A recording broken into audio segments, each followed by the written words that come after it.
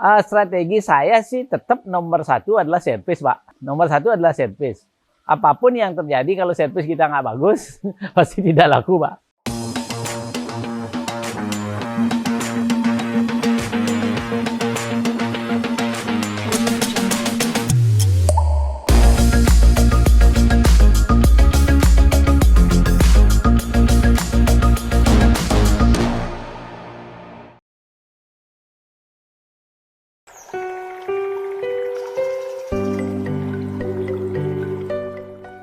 Perkenalkan, nama Tiang John Ketut Purna. Memang kenapa ada nama John, karena memang dari kecil nama saya John. Dan kebetulan ketemu sama tamu, biar memudahkan penyebutan, karena ketut-ketut itu terlalu banyak di Bali. Akhirnya dikasih nama John. Itu kenapa nama saya menjadi John gitu loh, Pak. Saya orang travel legend, Pak. Saya kebetulan juga punya travel legend.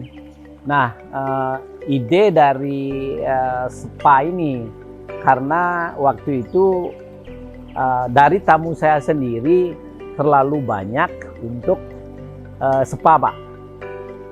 Kita ngomongin tahun 15 tahun yang lalu lah, Pak. Itu tamu saya hampir 50% tamu saya itu ke spa. Nah, dari sana terinspirasi dari itu karena setiap bulan saya harus bayar puluhan juta untuk spa. Saya mikir dari tamu saya aja udah puluhan juta, apalagi tamu teman-teman, karena kan kita banyak punya teman seperti guide dan sesama travel legend. Nah, itulah makanya saya membuat spa pertama kali di kita, Pak. Kita buka dengan di awal 15 kamar. Setelah itu kita kira-kira 7 tahun yang lalu kita buka lagi 10 kamar. Jadi kita punya di Bali Orchid Spa Kuta itu kita ada 25 kamar, Pak. Itu pertama kali saya bangun spa. Nah, kenapa terjadi Royal Orchid di sini? Nah, Royal Orchid ini kita, kalau nggak salah Pak ya, kita selesai bulan Juni 2019. Kita bangun di sini hampir setahun, berarti 2018 kita bangun. Nah, alasan kita membangun ini karena permintaan pasar, Pak. Karena di Kuta itu hampir tiap hari kita menolak tamu, Pak. Ya, 30-50 orang per hari. Dan juga kita tidak bisa melayani tamu Nusa Dua. Karena tamu Nusa Dua itu kan habis waktunya untuk untuk massas itu. Tidak bisa lama, Pak. Habis meeting biasanya dia kalau dibawa ke Kuta itu kejauhan. Makanya kita buat yang agak grand, yang mengimbangi fasilitas spa yang ada di hotel. Itu makanya saya bikin Royal Orchid, dan mumpung lokasinya di pinggir jalan, ya saya buka restoran di depan. Dan memang permintaan pasar khususnya Korea sama Jepang itu memang ada, Pak. Itu paketnya biasanya setelah dia spa dia pasti makan.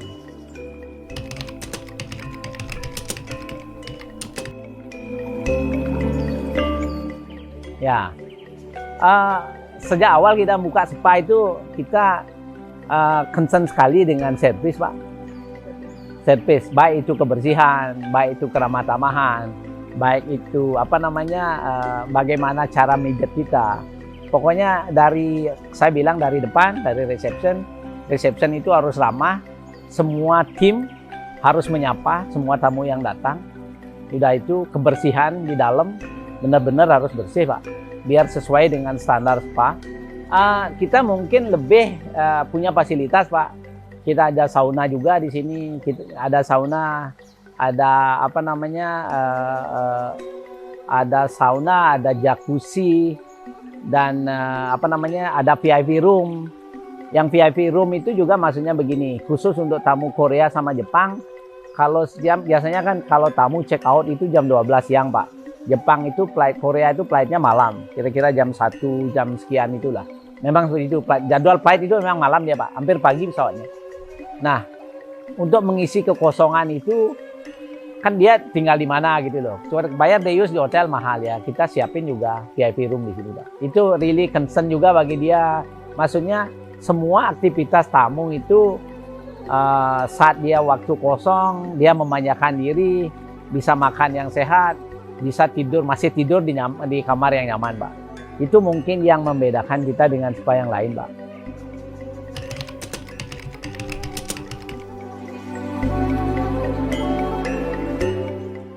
Strategi saya sih tetap nomor satu adalah servis, Pak. Nomor satu adalah servis. Apapun yang terjadi kalau servis kita nggak bagus, pasti tidak laku, Pak. Nah itu terus yang kedua sih of course lah, Pak. Trik-trik marketing kan sekarang kita sangat dibantu oleh medsos, baik itu IG, Facebook. Itu semua kita lakukan, Pak. Dan kebetulan kita juga dari spa kita yang lama, kita mungkin punya members guides atau freelance itu lebih dari 4.000 orang, Pak.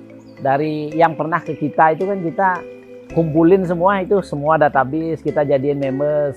Makanya setiap ada event, setiap minggu kita blast. Ya kadang-kadang ya setiap galungan gitu kasih apa gitu. Selalu keep in touch dengan mereka. Itu yang bikin kita masih eksis sampai saat ini, Pak.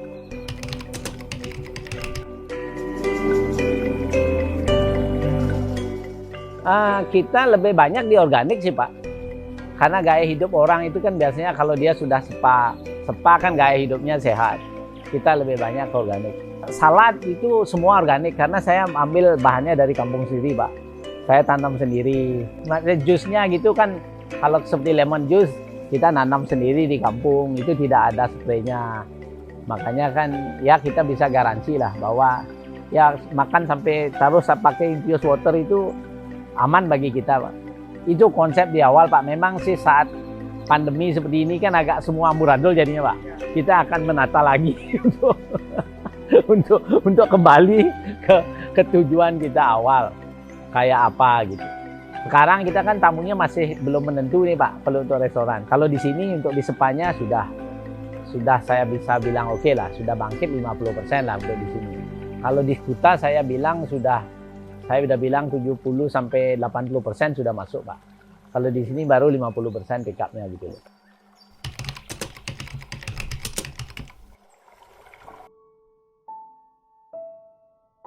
Memang saat-saat pandemi ini bukan saya aja mungkin, Pak, mungkin dunia. Tapi Royal Orchid kita masih bisa bertahan sampai nyepi saja. Habis nyepi kita sudah tutup. Dan kita masih bisa bayar gaji karyawan lagi beberapa bulannya. Setelah itu terpaksa kita rumahkan karena situasi COVID kan tidak menentu tuh, Pak. Nah, tapi khusus bagi kita, Pak, selama masa COVID kita tidak pernah tutup, Pak. Maksudnya tidak tutup total seperti spa-spa yang lain. Kita selalu menugaskan 3 karyawan bekerja tiap hari, Pak. Berarti kita punya housekeeping yang shift dari pagi sampai jam 11 malam, jam pagi sampai jam 3, udah itu jam 3 sampai jam 11 malam itu housekeeping. Kerjaan housekeeping itu adalah membuka outlet kita seperti gini, Pak, seperti kebuka biasa. Maksudnya lobby kita buka, kamar kita buka, fasilitas semua kita buka. Tujuannya itu cuma membersihkan aja. Benar-benar challenge, Pak. Karena properti segini besar dikerjakan oleh 1-2 orang saja, ya.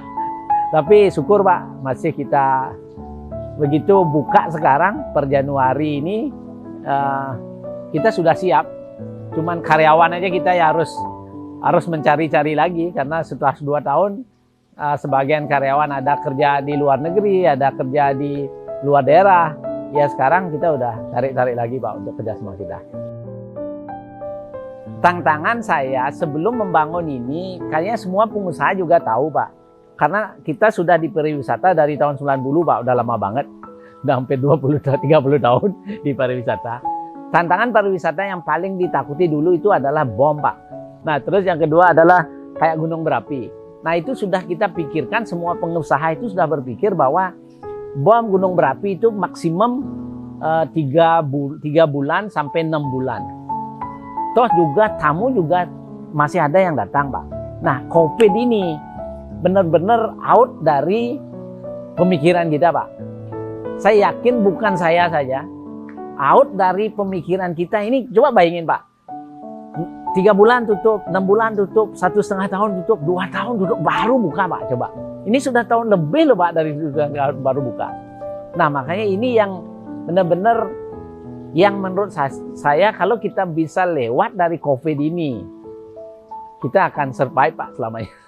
Ya, ini tantangan yang paling berat menurut saya Pak. Somehow kita kan membangun ini pastilah pengusaha namanya pinjam uang Pak. Pinjam uang 2 tahun, bayar karyawan, bayar listrik, bayar ini itu. Benar-benar berat Pak. Paling berat Pak. Karena coba Pak pikir. Sama sekali tidak ada income. Dulu kita punya income daily Pak. Sekarang tidak ada income sama sekali. Bank kan harus dibayar Pak. Harus dibayar. Ya tiap bulan mobil 1, 2, bye-bye. 1, 2, bye-bye. Harganya juga setengah harga Pak. Kayak HS kita beli 450 juta.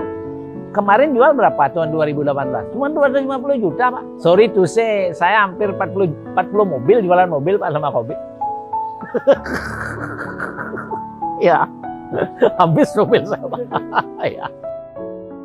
Ini benar-benar, menurut saya. Tapi syukur Pak, bagi saya kalau sudah bisa kita sehat saja, itu sudah menang dah kita melawan COVID ini Pak. Ya sudah menang Pak. Kalau sampai kita sakit melawan COVID ya udahlah, bye-bye. Habis semuanya itu aja. Ya. Harapan ke depan, saya berharap kepada supporter semua Royal Orchid, ayo kasih kita masukan. Kita sangat sekali inginkan sekali input-input untuk perbaikan kita di dalam. Ya, dari manajemen sendiri kita akan selalu mendengar masukan-masukan dari guide dan kita akan selalu mengadakan promosi-promosi yang menarik untuk tamu-tamu, baik itu internasional maupun domestik. Saya juga mengundang warga Bali yang saya lihat sih Pak, jarang sekali massage Pak. Tapi sebenarnya aturan massage itu sebulan sekali Pak kita harus massage. Ya, tapi semeton Bali jarang banget massage Pak. Dan khusus untuk semeton Bali saya juga mengundang untuk datang. Dan kita ada selalu harga spesial khusus untuk semeton Bali gitu Pak.